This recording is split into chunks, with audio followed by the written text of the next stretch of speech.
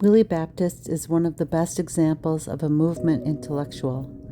Willie is a formerly homeless father who came out of the Watts uprisings, the Black student movement, and has been an organizer with the United Steelworkers, as well as the National Union of the Homeless and the Kensington Welfare Rights Union.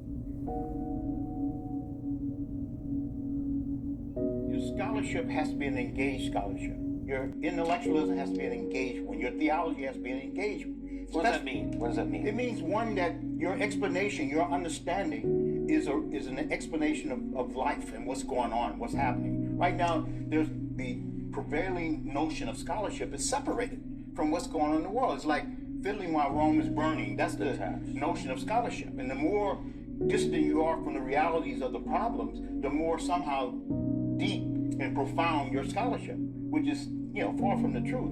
The reality is that the whole reason for education, the whole reason for theory, the whole reason for scholarship is to resolve and improve life and improve our community.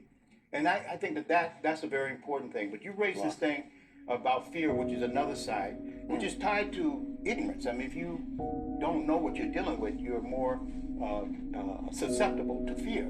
But the other aspect of it is that our society is so siloed and so separated, and our struggles arise in these separate situations, that unless we can coagulate and come together, we're not going to be able to deal with the fear and to deal with the paralysis that set in by our isolation. And our culture is this Superman, Superwoman, bionic woman, bionic man. It's this kind of do-it-your-own individual. And atomized and nobody can meet that kind of standard. So you immediately go into frustration, resignation, and fear, despair. And despair.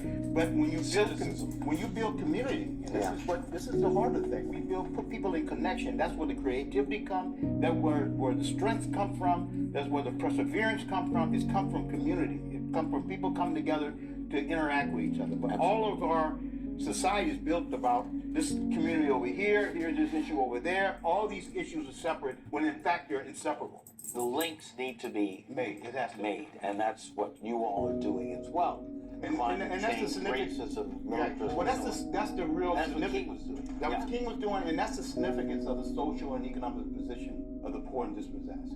Is that in their social and economic position, they embodied all of these issues. Who goes to war and fight wars that the rich section benefit from? It's the poor. Who is the worst off as a result of the racial relationships? Where's the concentration of police violence and incarceration in poor communities?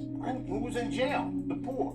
All these issues, the issues of the gender inequality, that issue all is embodied in the position of the poor at the bottom of the economic ladder. If they can be united, we can get them to take action together, as King pointed out, they would be an unsettling force, because they would be a rallying point for people who are beginning to feel the kind of pains that the poor and dispossessed are already feeling in all of these different areas. So to unite the poor is a way to unite those issues and to break the silos. It's a way to provide a rallying point for the rest of the country to really rally around.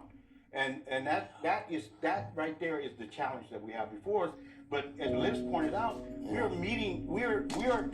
our organization, our network, is an organization of people who are in these battles. They're in the trenches. They're fighting around the water cutoffs in Detroit. They're fighting around the homeless, the evictions and so forth throughout the country. The attack on the encampments, homeless encampments. The fight around the ecology crises, all of those things that are happening right now. There are struggles that are emerging, and unsung heroes are emerging. They're just not on TV. Nobody shine a light on them. And so you think that ain't nothing happening, and you think that what you're doing is by yourself. You're doing something, and that's where the fear come in, that's where the frustration come in, that's where all of the things that keeps us from resolving these problems. So it becomes so egregious, like Flint, and then finally somebody pays attention.